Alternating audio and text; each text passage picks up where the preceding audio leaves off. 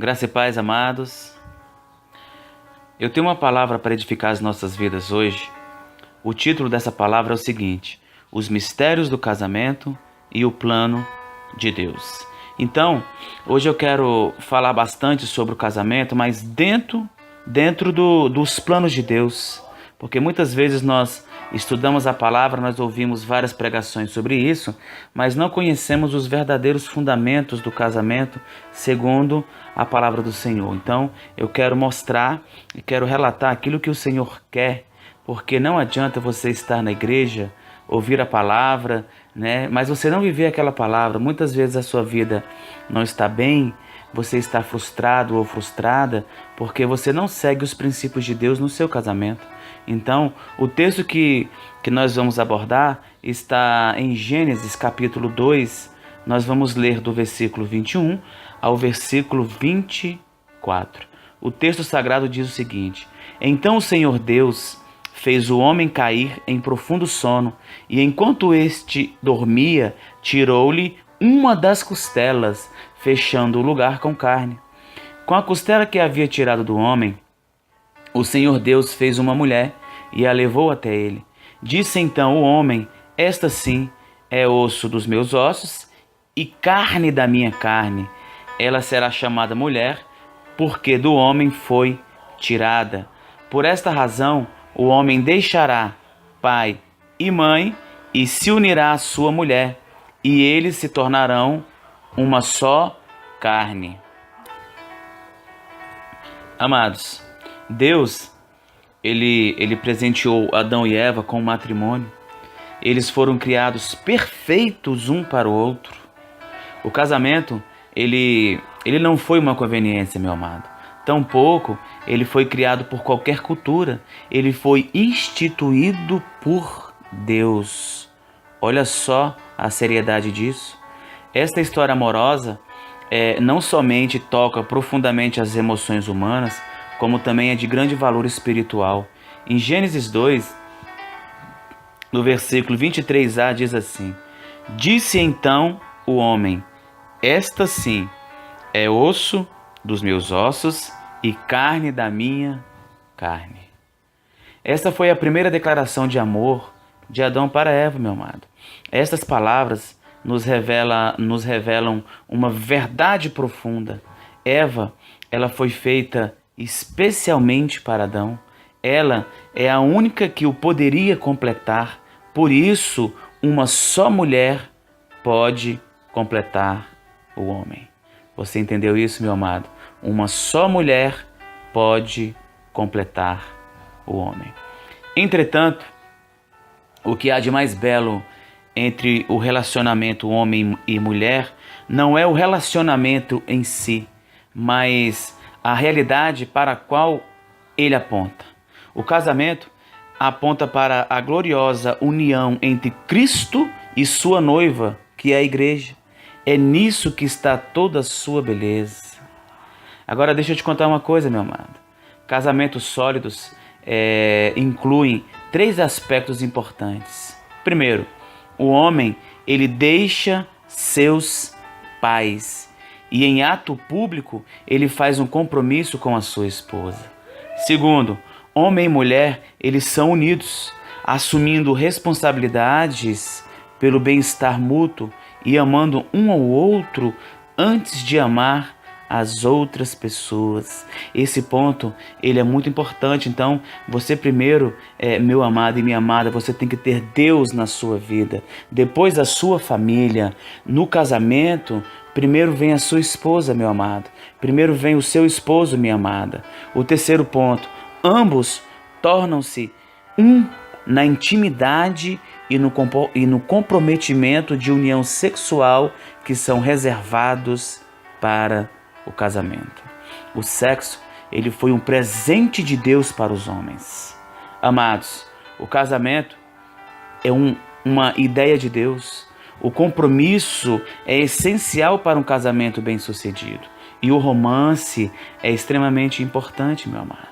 O casamento, ele proporciona momentos de grande felicidade. O casamento, ele cria o melhor ambiente para a criação dos filhos. Um casamento bem estruturado, você terá filhos abençoados. A infidelidade, ela quebra o vínculo da confiança, que é a base de todos os relacionamentos. Em Mateus 5, versículo 32 diz assim: Eu, porém, vos digo, qualquer que repudiar, quer dizer que rejeitar sua mulher, exceto em caso de relações sexuais ilícitas, a expõe a tornar-se adúltera, e aquele que casar com a repudiada comete adultério. Meu amado, é a palavra de Deus.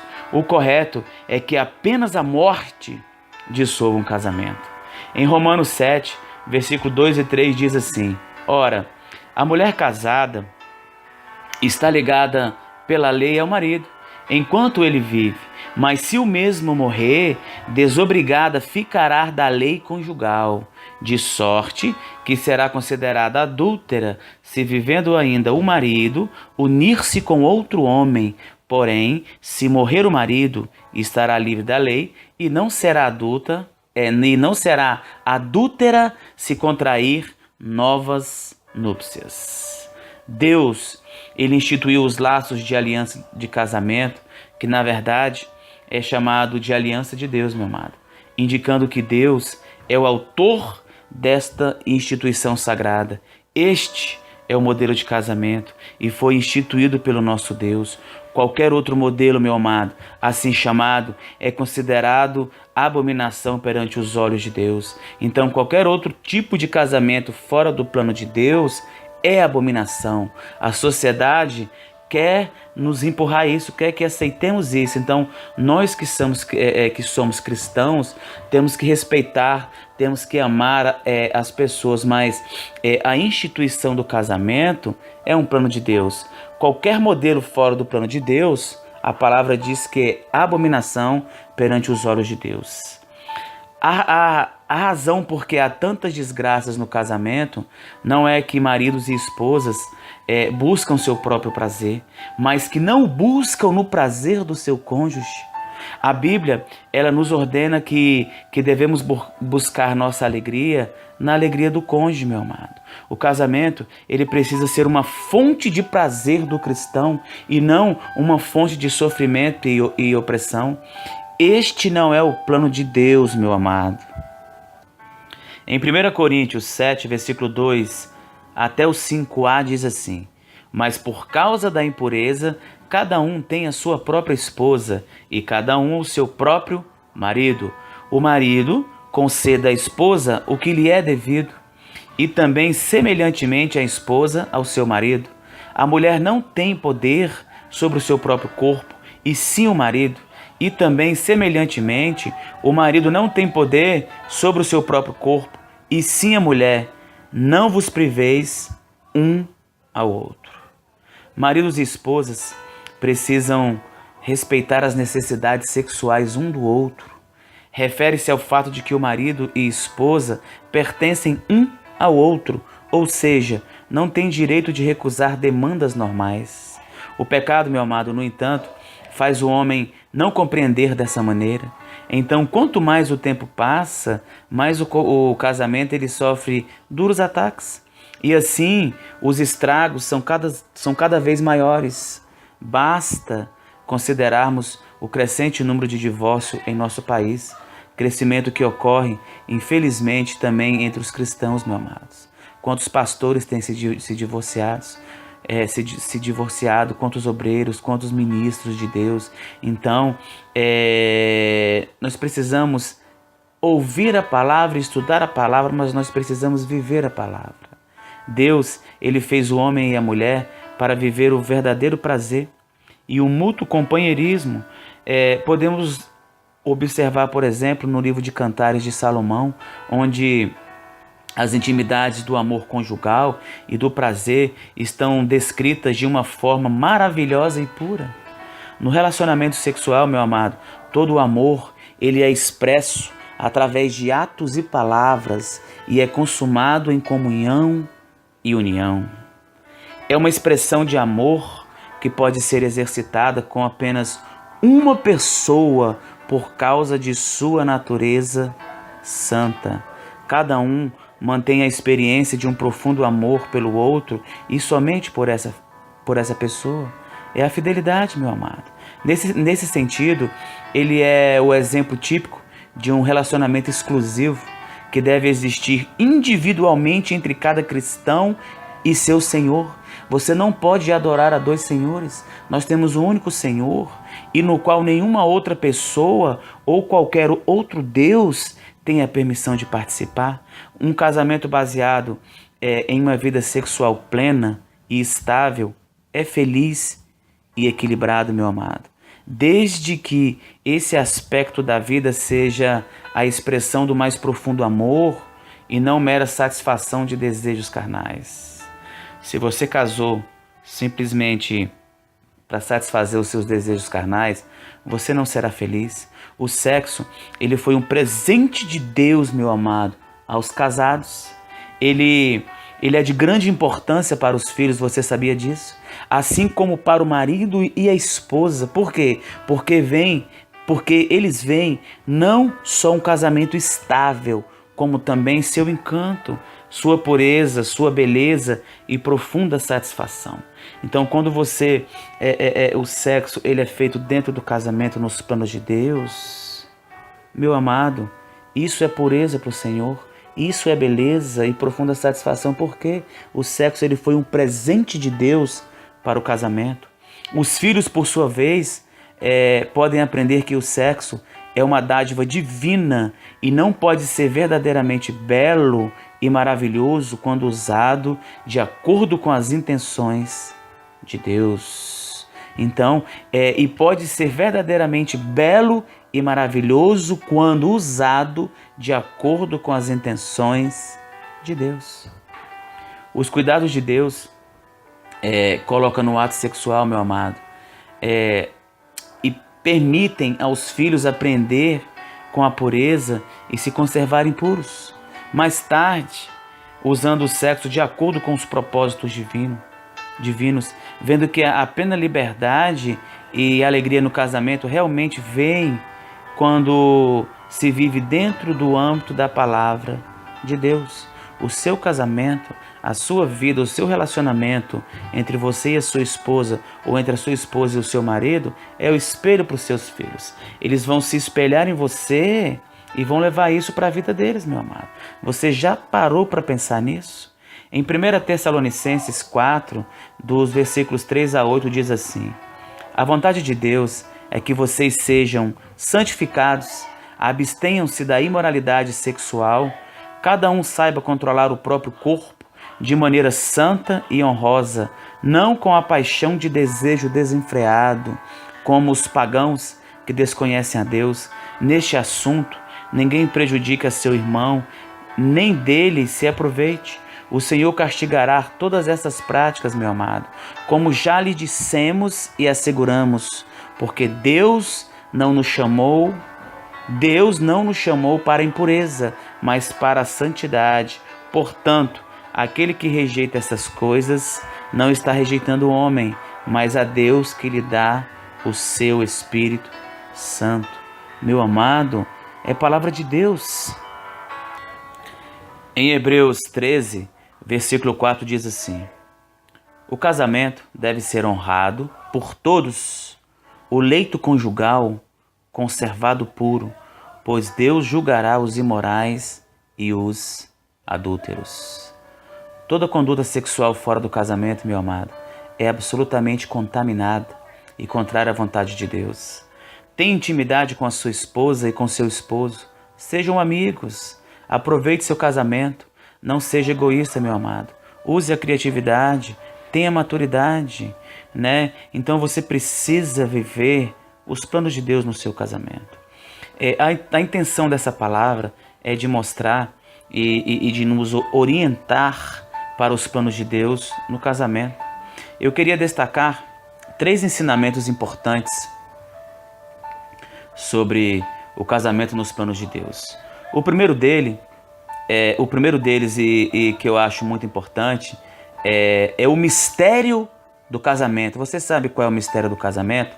John Piper, em seu livro Em Busca de Deus, ele relata o seguinte: Deus não criou a união entre Cristo e a igreja conforme o padrão do casamento humano. É o contrário.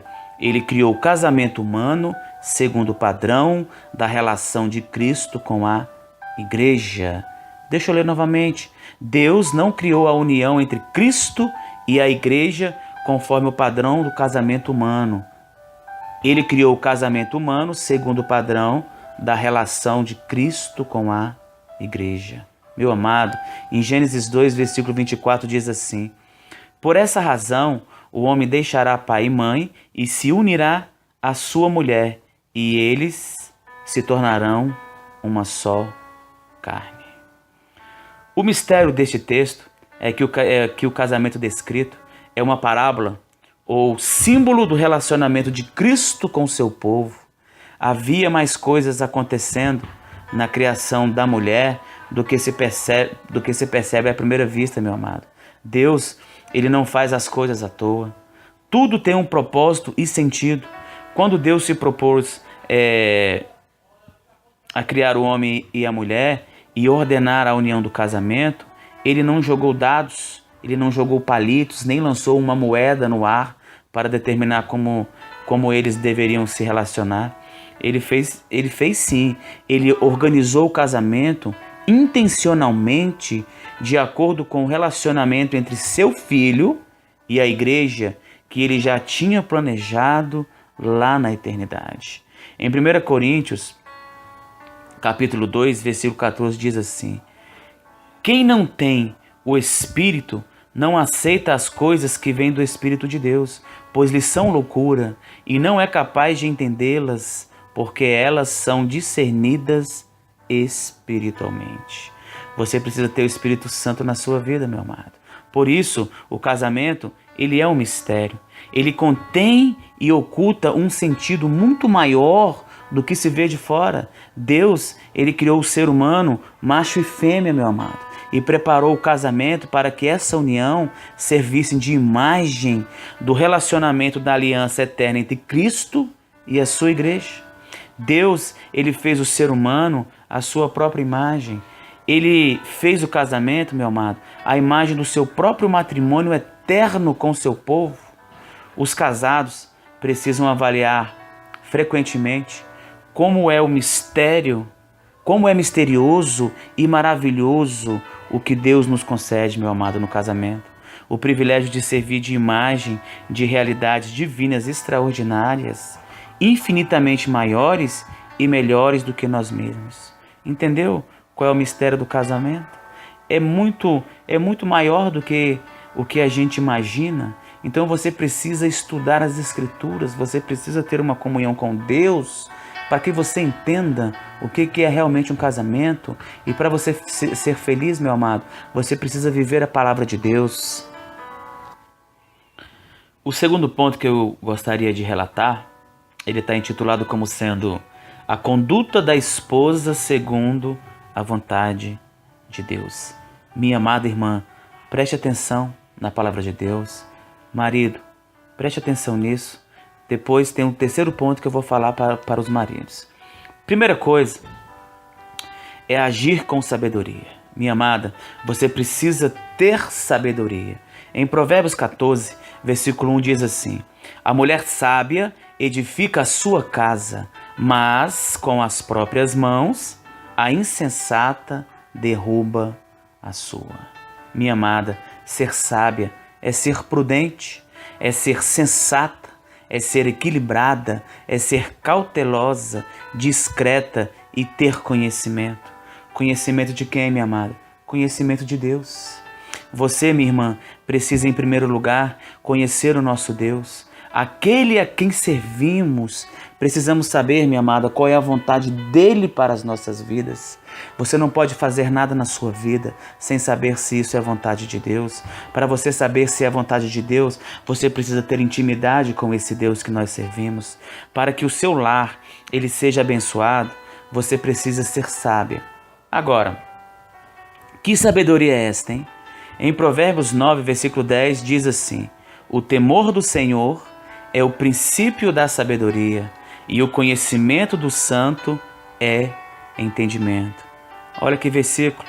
O temor do Senhor é o princípio da sabedoria, e o conhecimento do santo é entendimento. Primeiramente, temos que ter o temor do Senhor. Se tivermos temor verdadeiro, com certeza vamos buscar esta sabedoria, minha amada. Então, o temor do Senhor é o princípio da sabedoria, e o conhecimento do santo é entendimento. Em Tiago 3, dos versículos 13 a 17, diz assim: quem é sábio e tem entendimento entre vocês? Que o demonstre por seu bom procedimento, mediante obras praticadas com a humanidade que provém da sabedoria. Contudo, se vocês abrigam no coração inveja amarga e ambição egoísta, não se gloriem disso, nem neguem a verdade. Esse tipo de sabedoria não vem do céu, mas é terrena, não é espiritual e é demoníaca. Pois onde há inveja e ambição egoísta, aí há confusão e toda espécie de males. Mas a sabedoria que vem do alto é, antes de tudo, pura, depois pacífica, amável, compreensiva, cheia de misericórdia e de bons frutos, imparcial e sincera. Minha amada, é a palavra de Deus que diz. Você precisa ter sabedoria no seu dia a dia, você precisa ter sabedoria no seu lar, você precisa ter sabedoria com seus filhos, usar as palavras corretas, minha amada, palavras doces. Peça a Deus para te dar discernimento, peça a Ele para abrir seus olhos e te mostrar como você deve agir no seu lar, no seu dia a dia, na sua convivência com a sua família. O seu exemplo de vida, minha irmã, conta muito para a salvação dos seus filhos. Você já parou para pensar nisso? Eles observam o tempo todo, eles prestam atenção quando passamos por dificuldades financeiras. Eles observam se vamos murmurar ou glorificar e confiar em Deus. Eles observam se você é uma mulher mansa, se realmente tem prazer em cuidar deles, minha amada. Como tratam os maridos. E isto faz com que eles acabem imitando você, minha irmã. Você é o exemplo dos seus filhos, você é o espelho da sua família. O seu testemunho de vida acaba se tornando falso se você não agir dentro dos preceitos de Deus. E os seus filhos, com certeza, eles percebem isso e passam a não te respeitar mais. E isso entristece o coração de Deus. Então você precisa ser sábia. Você precisa ser sábia para que os seus filhos eles possam te respeitar, minha irmã. O segundo ponto, o cuidado com as palavras. Provérbios 31, versículo 10 e versículo 26 diz: mulher virtuosa, quem a achará? O seu valor muito excede as de finas joias. Fala com sabedoria e a instrução da bondade está na sua língua. A maioria dos problemas que surgem nos relacionamentos tem origem na falta de cuidado. A maioria das mulheres são rápidas em abrir a boca e acabam negligenciando a sabedoria que existe em refletir antes de falar. A prudência, minha amada, é uma qualidade da pessoa que age buscando evitar tudo aquilo que julga fonte de erro. Ou seja, antes de agir, essa pessoa prudente, ela medita antes para ver se a sua atitude será correta ou não. A pessoa prudente, ela é cautelosa, minha amada. Ela é precavida, ela é sensata, ela é cuidadosa, ela age com sabedoria. Minha irmã amada, eu estou aqui para te orientar de acordo com a palavra de Deus. Deixa eu te contar um segredo. As suas palavras têm o poder de criar situações, de modificar ambientes, minha amada, de alegrar, de entristecer, de aproximar ou de afastar as pessoas. Cuidado quando estiver nervosa para não falar coisas que magoam, que vão tirar a paz do seu lar, afastar as pessoas de você, afastar seu marido, te trazer tristezas e frustrações, meu amado. A língua é o órgão principal que o diabo usa para destruir pessoas, para destruir famílias, para destruir igrejas, para destruir convivências, amizades e vidas. Temos que tomar muito cuidado com o que pensamos, pois a nossa vida ela é dirigida pelos pensamentos verbalizados. Ou seja, nós falamos, minha amada, aquilo que pensamos. É incrível a diferença que uma simples palavra ou uma ação faz em nossa vida. Uma conversa maldosa pode causar grandes males ao casamento, pode destruir o seu casamento. Por exemplo, se o seu marido tem uma dificuldade, ao invés de você ajudá-lo com palavras de ânimo, você fala palavras desanimadoras ou acusativas a ele, meu amado. E com esse procedimento, você estará fazendo com que ele erre mais e desanime em vencer suas dificuldades. Devemos usar as nossas palavras sempre com a finalidade de edificar e não de amaldiçoar ou piorar alguma situação.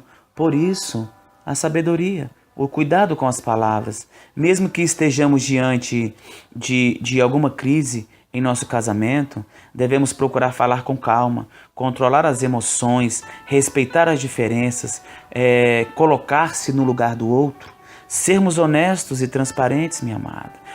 Sejam justas e verdadeiras e sejam sábias. Em Efésios 4, versículo 29 diz assim: não saia da vossa boca nenhuma palavra torpe, mas só a que for boa para promover a edificação, para que dê graça aos que a ouvem. Tiago 3,10 diz assim: de uma mesma boca procede bênção e maldição. Meus irmãos, não convém que isso se faça assim. Mateus 12, versículo 36 e 37 diz assim: mas eu vos digo que de toda palavra ociosa que os homens disserem, hão de dar conta no dia do juízo, porque por tuas palavras serás justificado e por tuas palavras serás condenado. Mas eu vos digo que de toda a palavra ociosa que os homens disserem, hão de dar conta no dia do juízo, porque por tuas palavras serás justificado e por tuas palavras serás condenado. Olha que versículo profundo, minha amada. Não importa a situação que você esteja passando, não sei o quanto você tem sofrido, minha irmã, mesmo numa grande crise no seu casamento, ou alguma desobediência ou rebeldia dos seus filhos, nós não temos o direito de nos irar contra eles. Não amaldiçoe seus filhos, minha amada. Nunca diga que ele não vai ser nada, que não vai prestar para nada, que ele não tem jeito, seu burro e várias outras coisas. Lembre-se que suas palavras têm poder. Sabe o que você precisa fazer, minha irmã? Peça sabedoria a Deus. Se coloque diante dele, que ele vai te conduzir pelo caminho correto e de acordo com a vontade dele. Em Tiago 1, dos versículos 5 a 7 diz assim: se porém algum de vós necessita de sabedoria, peça a Deus, que a todos dá liberalmente e nada lhes improspera, e ser-lhe-á concedida. Peça-a, porém, com fé e em nada duvidando, pois o que duvida é semelhante à onda do mar, impelida e agitada pelo vento. Não suponha esse homem que alcançará do Senhor alguma coisa. Peça ao Senhor, meu amado, e creia, nunca duvide. Sabe uma outra coisa que você precisa, minha irmã? Você precisa ter paz no lar. Será que o seu marido pode contar com você em meio às lutas e tribulações? Será que quando ele precisa de refúgio, de ajuda, de proteção e de paz, você age com sabedoria, minha amada? A sabedoria vinda do Senhor? Infelizmente, muitas irmãs não agem assim. Ao invés de transmitir paz, segurança e refúgio aos maridos, se transmite perturbação, agitação, luta, conflito, preocupação, intranquilidade e desassossego. Muitas vezes ele chega do trabalho cansado e estressado e, em vez de encontrar um lugar de refrigério, ele encontra uma mulher amargurada que despeja em sua cabeça mais problemas. Algumas irmãs procuram motivos para o acusarem e o submete a uma verdadeira guerra, sem ele ter a chance de se defender. Minha amada, seja paciente. O Senhor quer que você seja uma mulher virtuosa. A mulher virtuosa não tem nada a ver com as mulheres que o mundo fabrica hoje. Vivemos numa sociedade que é contrária à vontade do Senhor, minha amada. A mídia insere na cabeça das mulheres uma ideia contrária à vontade de Deus. Muitas mulheres cristãs também são influenciadas e deixam plantar em seus corações e mentes que realmente não têm tempo para cuidarem de sua casa e família e acabam vivendo uma vida como as feministas deste século querem, mas não segundo a vontade, mas não segundo o que Deus quer. Minha amada, não permitam que os conselhos e exemplos de mulheres que não têm o prazer de trabalhar de boa vontade em seus lares e cuidar de suas famílias vos corrompam e vos desviem da vontade de Deus. Se nós fizermos a vontade de Deus, nós seremos felizes. Provérbios 31, versículo 10 diz assim: mulher virtuosa, quem a achará? O seu valor muito excede o de finas joias. O coração do seu marido está nela confiado. Assim, ele não necessitará de despojo. É extremamente importante, minha amada, a prática do perdão. É impossível viver bem no nosso lar se o perdão não for praticado entre todos os membros da família. Quando perdoamos, sacrificamos o nosso eu e deixamos Cristo aparecer em nossas vidas, minha amada. O perdão é uma atitude de obediência à palavra de Deus. É difícil perdoar, não é? Com certeza que é. Mas devemos contar com a ajuda e a graça do Senhor. O nosso Deus nos perdoa, minha amada. Ele perdoa e não se lembra mais. Quando nós nos arrependemos de verdade, sinceramente, Ele nos perdoa. Por que você não pode perdoar seu marido? Por que você não pode perdoar os seus filhos? Isso tem que começar de você. Tome atitude. Em Marcos 11, versículo 25 e 26 diz: e quando estiverem orando, se tiverem alguma coisa contra alguém, perdoem-no, para que também o Pai Celestial perdoe os seus pecados. Mas se vocês não perdoarem, também o seu Pai que estás nos céus não perdoará os seus pecados. Minha amada, meu amado, se não existir o perdão, não temos o direito nem de orar. Se não perdoarmos, Deus não nos perdoará também. Perdoar é difícil, é doloroso, mas é necessário, minha irmã e meu irmão. Quando perdoamos, sentimos paz no coração. É claro que não vamos esquecer, mas aquela ferida não te machucará mais. Não te machucará mais, sabe por quê? Porque você perdoou sinceramente e o Espírito Santo, ele vai agir no seu coração, ele vai te dar o refrigério que você precisa, minha amada. Meu amado, creia e confie na palavra do Senhor. Peça a Deus força para perdoar, Ele vai te ajudar, Ele vai te sustentar e o mais importante, você estará fazendo a vontade de nosso Senhor. Tudo que você for fazer ou tomar alguma decisão, precisa consultar o nosso Deus. Não podemos, como servos e servas do Senhor, tomarmos nenhuma decisão ou atitude sem perguntarmos a Ele. Muitas vezes não se faz isso. Temos como exemplo o rei Davi. Ele sempre perguntava ao Senhor se poderia sair ou não à guerra. E Deus sempre prosperava o seu caminho. O Senhor sabe o que é melhor para nós. Pois através de uma decisão errada, toda a nossa família será atingida, minha amada. E com certeza, esse não é o desejo do nosso coração. Sejamos sábios e prudentes e fiéis à palavra de Deus. Um quarto ponto que eu acho importante é a submissão. A esposa deve copiar a atitude da igreja. A esposa deve copiar a atitude da igreja. Efésios 5, dos versículos 22 a 24 diz assim: as mulheres sejam submissas ao seu marido, como ao Senhor, porque o marido é o cabeça da mulher, como também Cristo é o cabeça da igreja, sendo este mesmo Salvador do corpo. Como, porém, a igreja está sujeita a Cristo, assim também as mulheres sejam em tudo submissas ao seu marido.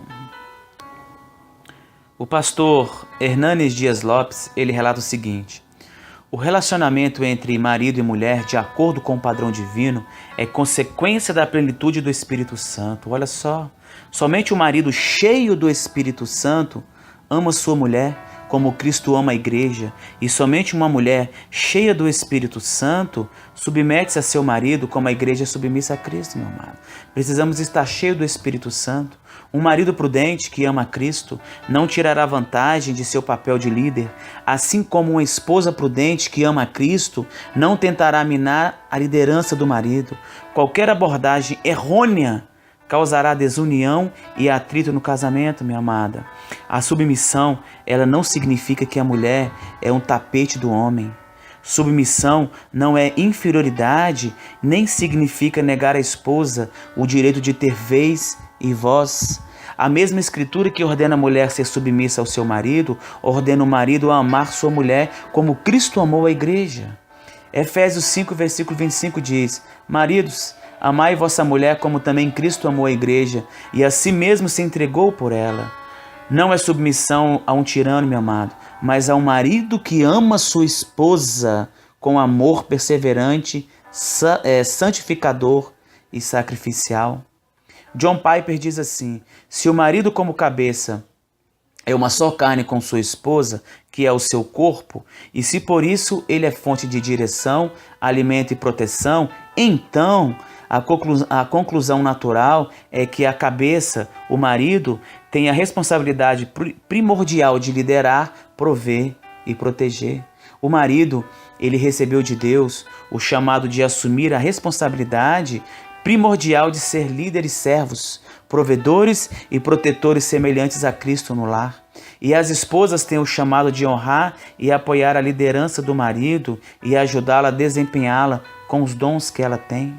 As mulheres sejam submissas ao seu próprio marido, porque o marido é o cabeça da mulher. Ele quer dizer que a esposa deve reconhecer e honrar a responsabilidade maior do marido de liderar o lar. É a palavra de Deus, minha amada. Ele deve ter a disposição para ceder à autoridade. Ela deve ter a disposição para ceder à autoridade do marido e seguir a liderança dele. Nenhuma submissão de um ser humano a outro é absoluta. Muitas vezes é preciso ceder. Isto é sabedoria. O marido, ele não substitui Cristo como autoridade suprema da esposa. Ele jamais pode agir, pode seguir a liderança, ela jamais pode seguir a liderança do marido para o pecado, minha amada. Mas mesmo quando uma esposa cristã tiver de posicionar-se com Cristo contra a vontade pecaminosa do seu marido, ela ainda pode manter um espírito de submissão. Isto é sabedoria. Ela pode mostrar com sua atitude e conduta que não gosta de resistir à vontade dele e que anseia que ele esqueça o pecado e lhe dere em justiça, para que a disposição dela de honrá-lo como cabeça possa novamente produzir harmonia. Se o marido exigir de sua mulher uma obediência cega, servil e opressora por dever de consciência, ela deve desobedecê-lo para obedecer a Cristo, minha amada. Pois antes importa obedecer a Deus do que aos homens. Atos 5, 29. A submissão, ela não significa inferioridade de gênero. Homem e mulher foram criados por Deus à sua imagem e semelhança. Ambos têm o mesmo valor e a mesma dignidade aos olhos de Deus. Nenhum é superior ou inferior ao outro. Em 1 Coríntios 11, versículos 11 e 12 diz: no Senhor, todavia, nem a mulher é independente do homem, nem um homem independente da mulher, porque como provém a mulher do homem, assim também o homem é nascido da mulher. Tudo vem de Deus. A mulher não é submissa ao gênero masculino. Escute bem isso, minha amada. A mulher não é submissa ao gênero masculino, é submissa ao seu próprio marido.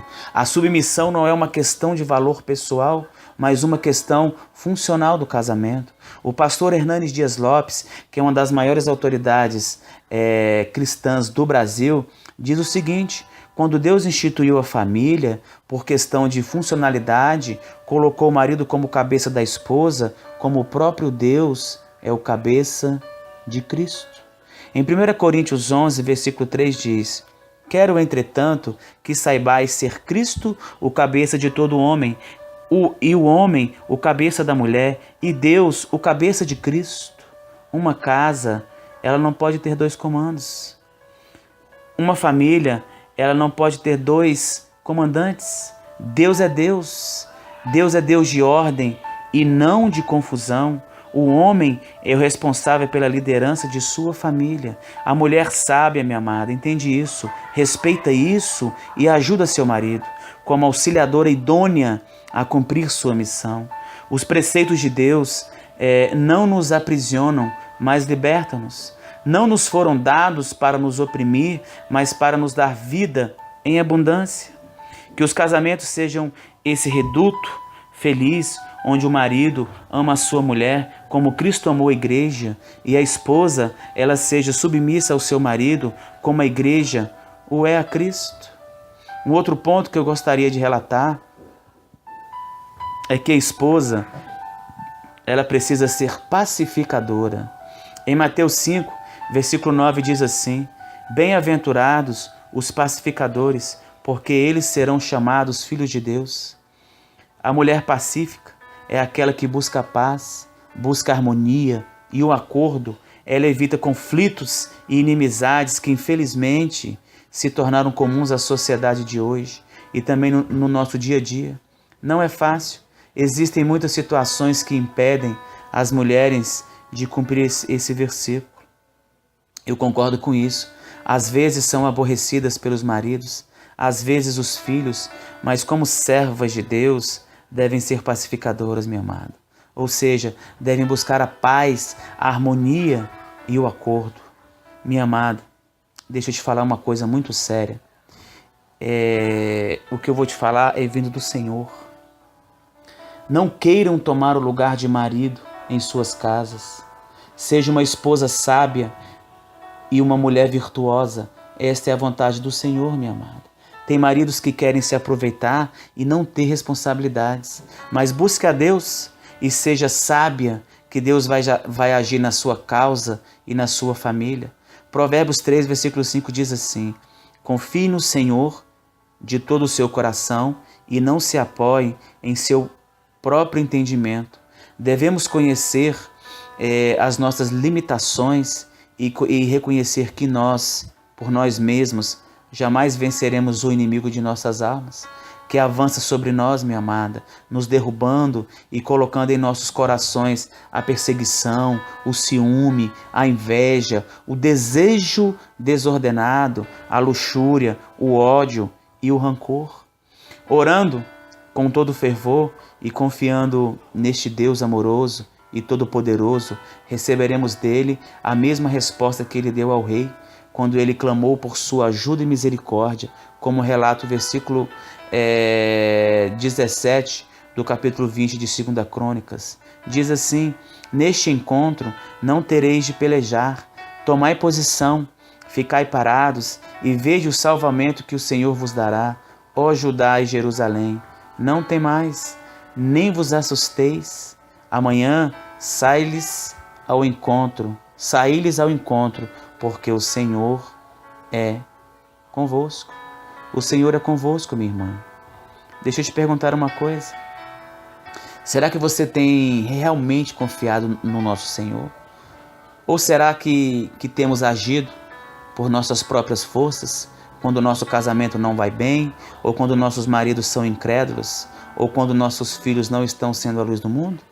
Muitas vezes o Senhor quer agir ou quer nos direcionar e nós não deixamos e acabamos estragando mais ainda a situação. Minha amada, que você reflita nessas palavras, que você compreenda o recado do nosso Senhor e que você seja sábia, que você seja prudente, que você seja sensata, porque eu estou te falando a palavra de Deus. A palavra de Deus te garante que você será feliz se você for uma serva obediente, não existe casamento perfeito, não existe uma família perfeita e nunca existirá pessoas perfeitas. Mas nós temos um Deus que cuida de nós temos um Deus que nos dá o refrigério quando nós precisamos, minha amada. Nós temos um Deus que Ele estende a mão quando você precisa. O que você precisa fazer é estar aos pés do Senhor.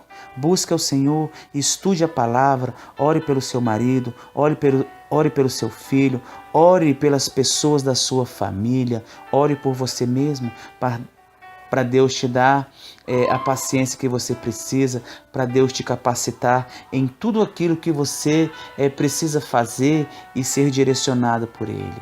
Que você fique na paz do Senhor e a palavra, ela continua no segundo módulo que é voltado para os maridos. Amém?